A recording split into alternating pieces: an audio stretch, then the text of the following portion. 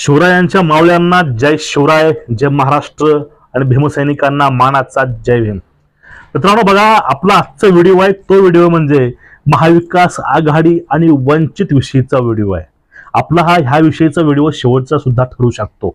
बघा, एकूणच ह्या व्हिडिओमधून आपल्याला बघायचं की महाविकास आघाडीमध्ये वंचितची सुद्धा स्थिती काय आहे, वंचित यातून बाहेर पडेल की आतमध्ये राहील, शक्यता काय आहेत, वंचित इन की आउट आणि नेमके कारण काय आहेत, आपण ह्या व्हिडिओतनं पूर्णपणे बघणार आहोत। मित्रांनो, मी आपला मित्र जगताप आरजे, तुम्ही बघत आहात आपलं आवडतं चॅनल। बघा, आता महाराष्ट्रामध्ये सध्या वंचित साठी जागा वाटपामध्ये 4 जागा सोडण्यात आलेल्या आहेत असं महाविकास आघाडीतील नेते म्हणतात, पण यासाठी वंचित म्हणतं फक्त अकोला सोडून आम्हाला फक्त 2 जागा त्यांनी ऑफर दिलेल्या आहेत। ठीक आहे, हा मुद्दा पहिला झाला। आणि पुढला मुद्दा असा आहे, काँग्रेस, राष्ट्रवादी आणि शिवसेना उभाटा गट यांचं हे म्हणणं आहे की वंचित 4 जागेवरती सहकार्य करावं आणि त्यांची अजून काही मागणी असेल तर आपण चर्चामधून ह्यातून काहीतरी मार्ग काढू, हे स्टेटमेंट आहे। आणि दुसरी महत्त्वाची गोष्ट आहे की आज जी सभा आहे त्यासाठी आमंत्रण आंबेडकरांना मिळालं आणि आंबेडकरांनी ते आमंत्रण सुद्धा स्वीकारलेलं आहे। आणि पुढला मुद्दा आहे की या ठिकाणी असं बोललं जातं की आंबेडकरांनी 17 जागेवरती मागणी केलेली आहे, 17 जागेसाठी त्यांनी मागणी केलेली आहे, त्यामध्ये ही गोष्ट पुढे येते। त्यानंतर जर 4 जागा देत असतील तर हा जो प्रस्ताव आहे हा प्रस्ताव पूर्णपणे फेटाळलाय। कारण बघा, फेटाळायचं कारण काय, 4 जागेचा प्रस्ताव वंचितनं का फेटाळला, एक महत्त्वाचं कारण आहे। 1 जागा सोडली अकोल्याची तर बाकी 3 जागा आहेत, त्या 3 जागांमध्ये आतापर्यंत महाविकास आघाडीचा कुठलाच उमेदवार निवडून आला नाही, त्या जागा देऊ केल्या वंचितला। बघा, ज्या ठिकाणी आपली ताकदच नाही, ज्या ठिकाणी आपला मतदारच नाही, त्या ठिकाणी वंचितला जागा का सोडल्या, वंचितला हरवण्यासाठीच, वंचितला पाडण्यासाठीच। म्हणजे वंचितला सोबत घ्यायचं, वंचितचे मत घ्यायचे, वंचितचे तुम्हाला वोट बँक पाहिजे। ज्या बाकी जिल्ह्यामध्ये वंचितचा चांगला प्रभाव आहे त्या जिल्ह्यामधील जे मत आहे ते मत आघाडीला पाहिजे, पण त्या ठिकाणी यांचा उमेदवार नको असं का, हा प्रश्न वंचितच्या प्रवक्त्यानं विचारलेला आहे। की तुम्हाला वंचितचे मत पाहिजेत, तुम्हाला वंचितची साथ पाहिजे, तुम्हाला वंचितचे मत सत्ता स्थापन करण्यासाठी पाहिजे, पण तुम्हाला वंचित उमेदवार का नकोत, हा खडा सवाल त्यांनी विचारलेला आहे।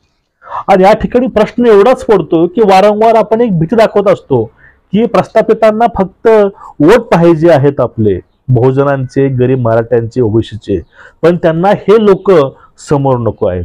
याचं उदाहरण तुम्ही घ्या जरांगे पाटलांना। जरांगे पाटलाचं एवढं आंदोलन महाराष्ट्रामध्ये उभं राहिलं पण त्यांना सरकार जुमानलं नाही, त्यांच्यावरती अनेक आरोप असतील, अनेक प्रक्रिया त्यांच्यावरती करण्यात आल्या। कारण काय, हा विस्थापित मराठा होता आणि हा विस्थापितांचा लढा होता। फक्त एकमेव हेच कारण असू शकतं की विस्थापितांना फक्त यांना वोट करायचं आणि प्रस्थापितांना त्या वोटाचं राजकारण करायचं, हे असं चालू आहे की काय, हा सुद्धा प्रश्न आपल्याला पडत आहे। बाळासाहेब आंबेडकरांनी सांगितलेलं आहे, जे आमच्या सोबत आहेत आम्ही त्यांच्या सोबत आहे। आता महाविकास आघाडी आमच्या सोबत नाही आली तर काही हरकत नाही, काहीही टेन्शन नाही, जे कोणी आमच्या सोबत येतील आम्ही त्यांच्याशी बोलणी करू किंवा वाटाघाटीही करू शकतो, हा एक मुद्दा आहे। आता बाळासाहेब आंबेडकर 2 पाऊल पाठीमागे आलेत, समजून घ्या। ह्या राजकारणासाठी बाळासाहेब आंबेडकर 2 पावलं पाठीमागे आलेले आहेत आणि त्यांनी हे आजचं आमंत्रण स्वीकारलंय भेटीचं। पण आंबेडकरांसाठी काँग्रेस किंवा महाविकास आघाडीने सुद्धा 2 पावलं पाठीमागे यावं, यात सर्वांचं भवितव्य दडलेलं आहे। तर कुणीही एकाएकी झुंज देऊ शकत नाही भाजपला, कारण भाजपची शक्ती सध्या पक्ष फोडून म्हणता येईल किंवा कसंही महाराष्ट्रामध्ये वाढलेली आहे। तरीही भारतामध्ये बघा, महायुतीला किंवा भाजपला जी वोट शेअर होतात किंवा एक संभाव्य पोल आहे तो जास्ती आहे, पण महाराष्ट्रामध्ये ती परिस्थिती नाही। महाराष्ट्रामध्ये महाविकास आघाडी 1 नंबरला दाखवली जाते आणि 2 नंबरला ही महायुती दाखवली जाते. म्हणजे सध्या वोटिंगचा जास्त कल आहे तो कल महाविकास आघाडीकडे आहे. पण हा कल जर अबाधित ठेवायचा असेल, सत्ता स्थापना करायची असेल, प्रस्थापितांना घरी बसवायचं असेल, तर अशा वेळेस लहान लहानशा गोष्टीवरनं नाराज न होता, लहान लहान गोष्ट इश्यू पॉइंट पुढे न करता सर्वांना एकत्र येऊन हा लढा लढावा लागेल. त्याशिवाय पर्याय नाही. त्याशिवाय सत्ता स्थापना करणं, सत्ता स्थापन करून प्रस्थापितांना घरी बसवणं हे शक्य होणार नाही. आणि इथं फक्त एकूण राहून फक्त एक मुद्दा येतो. तो मुद्दा म्हणजे वंचित बघा वारंवार गोष्ट बोलत आहे की सन्मानपूर्वक जागा द्याव्या. आज जर वंचितनं 17ची मागणी केलेली असेल तर त्यावेळेस 2-3 जागेनं सन्मान नाही होत. एक 6 ते 7 जागा 8 जागा द्याव्या. आणि जागा कुठल्या द्याव्या? ज्या ठिकाणी वंचितचं वजन आहे, ज्या ठिकाणी वंचित आपली जादू दाखवू शकतं त्या ठिकाणी. आता वंचितचे मतदारसंघ कुठले असतील बघा, संभाव्य मतदारसंघ समजून घ्या.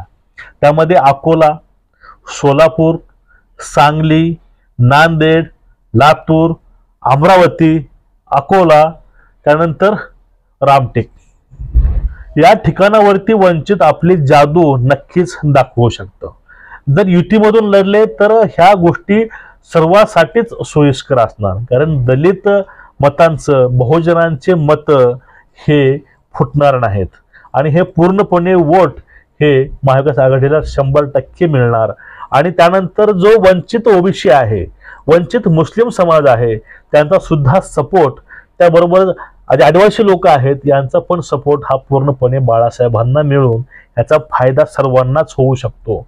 जर हे समीकरण बसलं तर महाविकास आघाडी गटीत होऊन हे जर समीकरण गच्च बसलं, सीट शेअरिंग झाल्या तर ह्या गोष्टी होऊ शकतात.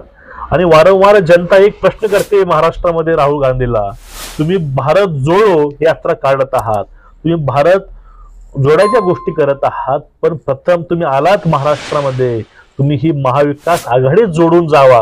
ह्या सुद्धा प्रार्थना लोक करतात महाराष्ट्रामध्ये. कारण सध्या गरज आहे महाविकास आघाडीची. हे गरज तुम्हाला पण आहे आणि ही गरज आम्हा जनतेला सुद्धा आहे की महाराष्ट्रामध्ये महाविकास आघाडी गठीत होऊन प्रस्थापितांना घरी बसवावं ही इच्छा सर्वांची आहे. आणि त्यासाठी सर्वांनी एकत्रित येऊन रणशिंग पुकारल्याशिवाय ह्या गोष्टी सहज शक्य होणार नाहीत, हे मात्र तितकंच खरं आहे. पण आता हे सन्मानपूर्वक जी वागणूक आहे, सन्मानपूर्वक जागा आहे, जागेचा माणसाचा सन्मान करून, वंचितच्या भावनेचा ताकदीचा सन्मान करून जर यांना स्थान मिळालं महाविकास आघाडीमध्ये तर 100% नक्कीच जो सर्वे पोल येत आहे, जो सर्वे येत आहे महाराष्ट्रामधील, तो सर्वेपेक्षा कितीतरी जास्त जागा हे महाविकास आघाडी नक्कीच जिंकून आणू शकते. त्यानंतर विधानसभेमध्ये सुद्धा याचा 100पैकी 90% प्रभाव हा जास्तीनं जाणवून येईल जर ही महाविकास आघाडी एकत्रित लढली तर. तुमचं एकूणच याविषयी मत काय आहे ते मत खाली कमेंटमध्ये नक्कीच सांगा.